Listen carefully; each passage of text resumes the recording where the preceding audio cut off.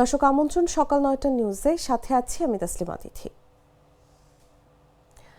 আসন্ন ত্রয়োদশ জাতীয় সংসদ নির্বাচনকে সামনে রেখে আগামী বৃহস্পতিবার থেকে দেশব্যাপী শুরু হচ্ছে নির্বাচনী প্রচারণা। ওই দিন থেকেই ভোটারদের সমর্থন পেতে বাড়ি বাড়ি গিয়ে প্রচারে নামবেন প্রতিদ্বন্দ্বী প্রার্থীরা। তুলে ধরবেন নিজেদের প্রতিশ্রুতি ও কর্মপরিকল্পনা। নির্বাচন কমিশনের ঘোষিত তফসিল অনুযায়ী আজ মঙ্গলবার ছিল প্রার্থিতা প্রত্যাহারের শেষ দিন। আগামীকাল বুধবার প্রার্থীদের মধ্যে প্রতীক বরাদ্দ দেওয়া হবে। প্রতীক বরাদ্দের পর বৃহস্পতিবার থেকেই আনুষ্ঠানিকভাবে প্রচার চালাতে পারবেন প্রার্থীরা। এদিকে মনোনয়নপত্র প্রত্যাহারের প্রক্রিয়া চালায় এখনও চূড়ান্ত প্রার্থী তালিকা প্রকাশ করা হয়নি। নির্বাচন কমিশনের তথ্য মতে এ পর্যন্ত ১,৮৪২ জন প্রার্থীর মনোনয়নপত্র বৈধ ঘোষণা করা হয়েছে। এছাড়া আপিল শুনানিতে ৪ শতাধিক প্রার্থী তাদের প্রার্থিতা ফিরে পেয়েছেন। ইসি জানিয়েছে আগামী ১২ ফেব্রুয়ারি সকাল ৭টা থেকে বিকেল ৪:৩০ পর্যন্ত বিরতিহীনভাবে ভোট গ্রহণ অনুষ্ঠিত হবে। ব্যালট পেপারের মাধ্যমে স্বচ্ছ ব্যালট বাক্সে ভোট নেওয়া হবে। প্রার্থিতা প্রত্যাহারের প্রক্রিয়া শেষে বৃহস্পতিবার ভোটের মাঠে কারা থাকছেন সে চিত্র পরিষ্কার হবে।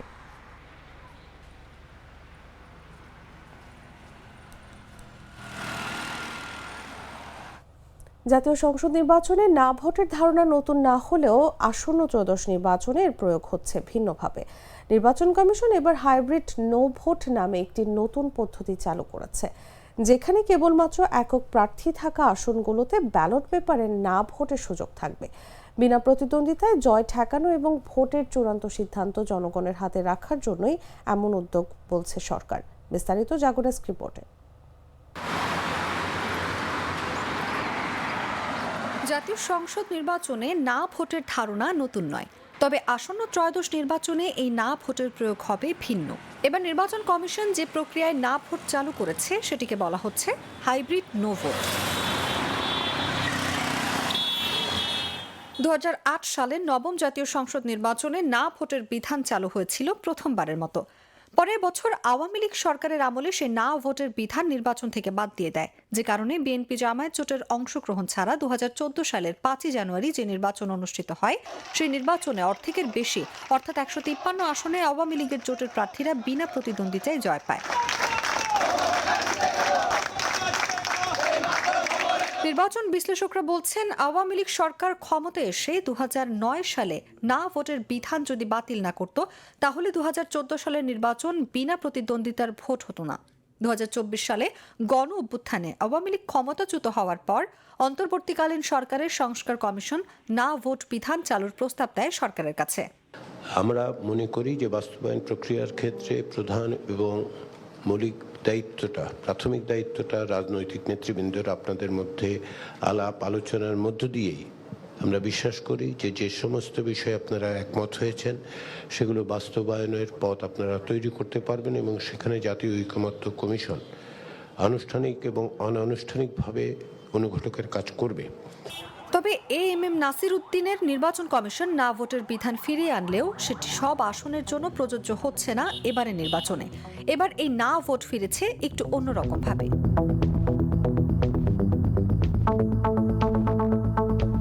মূলত জাতীয় সংসদের ৩০০ আসনের মধ্যে যেসব আসনে একজন মাত্র প্রার্থী থাকবেন শুধু সেখানেই ব্যালট পেপারে না ভোট থাকবে, আর যেসব আসনে একাধিক প্রার্থী নির্বাচনী প্রতিদ্বন্দ্বিতায় থাকবে সেসব আসনের ব্যালট পেপারে না ভোট থাকবে না, যে কারণে না ভোটের এই পদ্ধতিকে হাইব্রিড না ভোট বলা হচ্ছে।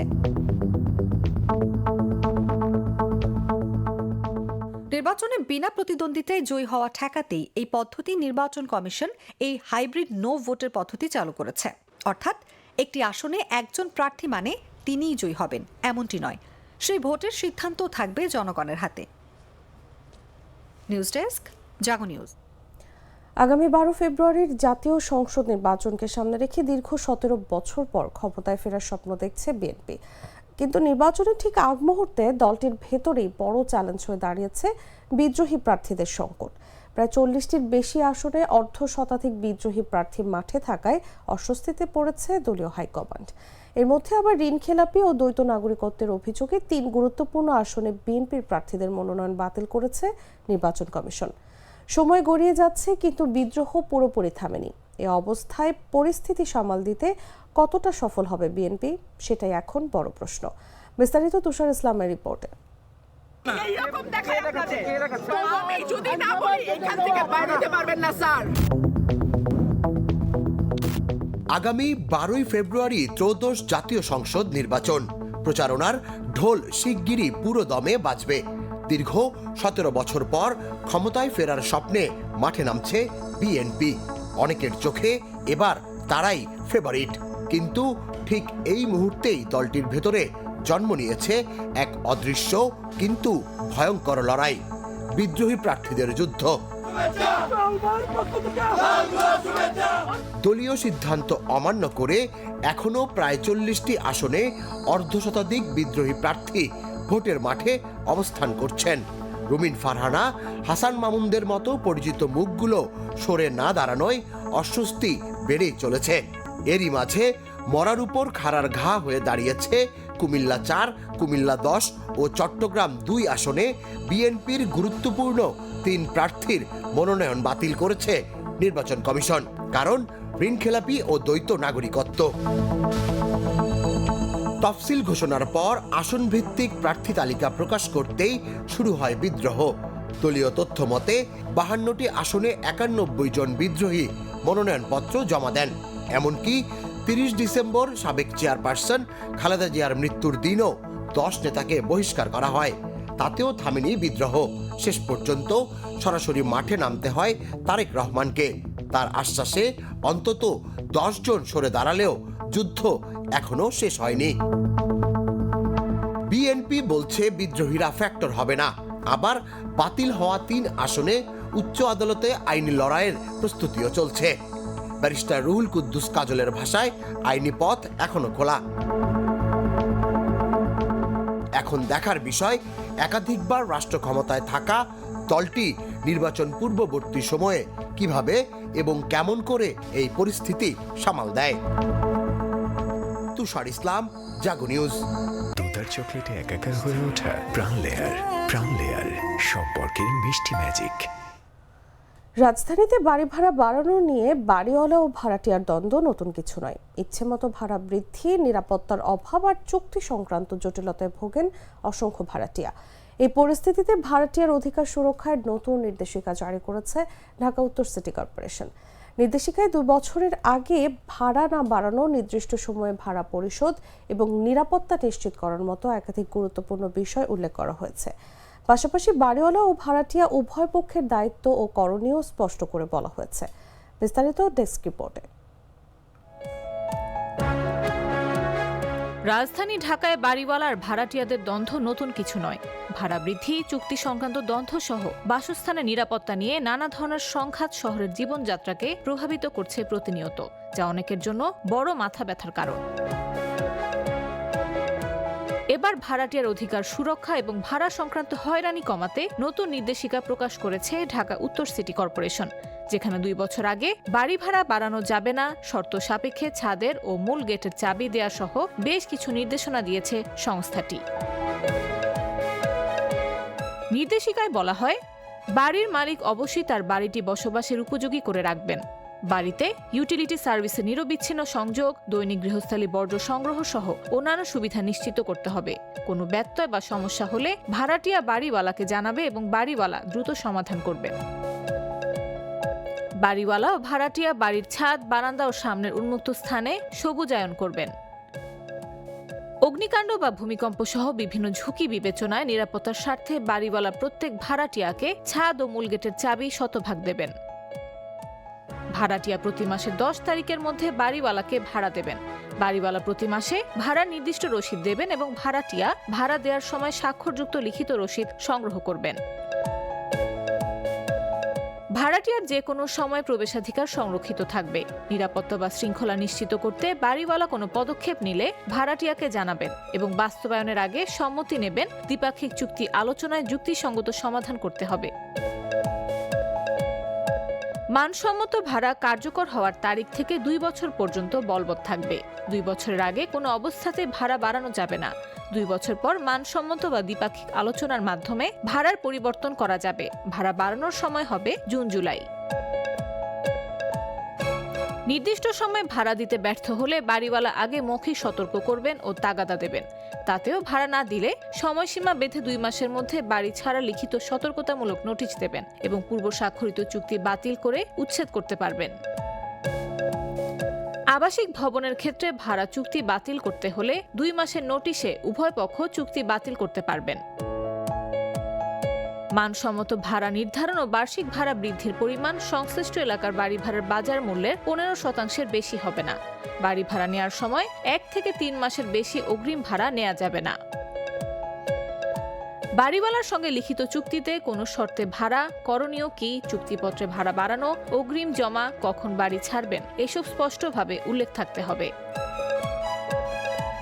সিটি কর্পোরেশন এলাকায় ওয়ার্ড ভিত্তিক বাড়িওয়ালা সমিতি এবং ভাড়াটিয়াদের সমিতি গঠন করতে হবে। স্থানীয় ওয়ার্ড পর্যায়ে ভাড়া নির্ধারণে উভয় পক্ষের প্রতিনিধিরা সহায়তা করবেন। যে কোনো সমস্যা ওয়ার্ড বা জোন ভিত্তিক বাড়িওয়ালা ও ভাড়াটিয়া সমিতির আলোচনায় সমাধান করতে হবে। সমাধান না হলে পরবর্তীতে সিটি কর্পোরেশনের আঞ্চলিক নির্বাহী কর্মকর্তার মাধ্যমে জানাতে হবে। নিউজ ডেস্ক, জাগো নিউজ। দেশের বাজারে মাত্র 24 ঘন্টার ব্যবধানে আবারও বাড়ানো হলো সোনার দাম। সবচেয়ে ভালো মানের বা 22 ক্যারেটের প্রতি ভরি সোনার দাম 1,05,249 টাকা বাড়িয়ে নির্ধারণ করা হয়েছে 2,44,128 টাকা। এর ফলে অতীতের সব রেকর্ড ভেঙে সোনার দাম পৌঁছালো নতুন সর্বোচ্চ উচ্চতায়। স্থানীয় বাজারে তেজাবি সোনার দাম বৃদ্ধির প্রেক্ষিতে এই সিদ্ধান্ত নিয়েছে বাংলাদেশ জুয়েলার্স অ্যাসোসিয়েশন বাজুস। বুধবার থেকে নতুন এই দাম কার্যকর হবে। মঙ্গলবার বাজুসের প্রাইজিং কমিটির বৈঠক শেষে চেয়ারম্যান ডাক্তার দাওয়ান আমিনুল ইসলাম শাহিনের সই করা বিজ্ঞপ্তিতে বিষয়টি জানানো হয়। গত কয়েকদিন ধরেই দফায় দফায় বাড়ছে সোনার দাম। চলতি মাসে 5 দফায় 22 ক্যারেট সোনার দাম বেড়েছে মোট 17,322 টাকা। এর আগে 1 ভরি সোনার দাম সর্বোচ্চ ছিল 2,38,879 টাকা। নতুন দামে 21 ক্যারেটের সোনা বিক্রি হবে 2,32,988 টাকায়। 18 ক্যারেট 1,99,746 টাকা এবং সনাতন পদ্ধতির সোনা 1,63,821 টাকায়। এদিকে সোনার পাশাপাশি বাড়ানো হয়েছে রূপার দামও। 22 ক্যারেটের 1 ভরি রূপা বিক্রি হবে 6,590 টাকায়।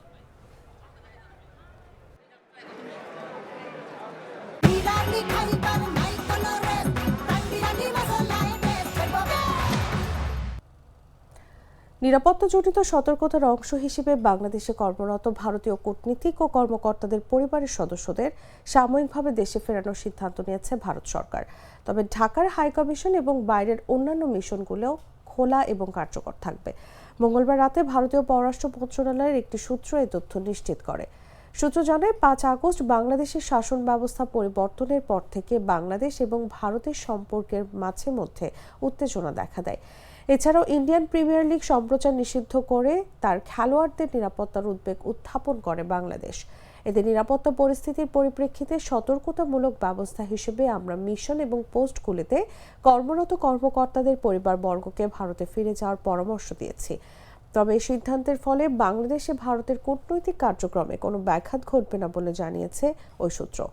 ভারতে থাকা শেখ হাসিনাকে ফেরাতে কূটনৈতিক চেষ্টা চালাচ্ছে বাংলাদেশ। দিল্লিতে থেকে বক্তব্য দেওয়ার মাধ্যমে বাংলাদেশের ক্ষমতাচ্যুত প্রধানমন্ত্রী উস্কানি দিচ্ছেন বলেও অভিযোগ করা হয়েছে। একই সঙ্গে বাংলাদেশে সংখ্যালঘু নির্যাতন করা হচ্ছে বলে একের পর এক অভিযোগ করছে ভারত। এই নিয়ে ভারতে বাংলাদেশ মিশনের সামনে বিক্ষোভ, ধস্তাধস্তির ঘটনাও ঘটছে। বাংলাদেশেও ভারতের মিশনগুলোর সামনে বিক্ষোভের ঘটনা ঘটেছে একাধিকবার।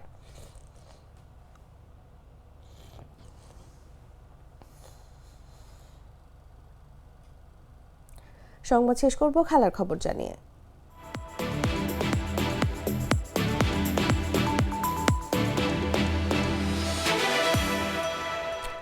শেষ ওভারে দরকার ছিল 9 রান। ম্যাচে জমে উঠেছিল উত্তেজনা, কিন্তু রিপন মণ্ডলের বলে ছক্কা হাঁকে সব নাটকের ইতি টানেন চট্টগ্রাম রয়্যালস অধিনায়ক শেখ মেহেদী। 3 বল হাতে রেখে 6 উইকেটের সহজ জয় পায় চট্টগ্রাম। এই জয়ের মাধ্যমে এবারের বিপিএলে সবার আগে ফাইনালে নাম লিখিয়েছে দলটি।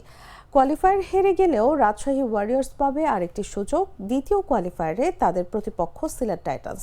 মিরপুর শেরে বাংলায় টস হেরে ব্যাট করে রাজশাহী তোলে 133 রান। জবাবে 19.3 ওভারে 4 উইকেট হারিয়ে লক্ষ্যে পৌঁছে যায় চট্টগ্রাম। নাইম শেখ ও মির্জা বাইকের 64 রানের উদ্বোধনী জুটিতে সহজ পথ পায় দলটি। 47 বলে 45 রান করেন বাইক। শেষ দিকে 9 বলে 19 রানে অপরাজিত থেকে ম্যাচ শেষ করেন শেখ মেহেদী। এর আগে ব্যাটিংয়ে ধুঁকতে থাকা রাজশাহীকে লড়াইয়ে ফেরান আব্দুল গাফফার সাকলাইন। 15 বলে 32 রানের ঝোড়ো ইনিংসে ভর করে সম্মানজনক সংগ্রহ পায় রাজশাহী।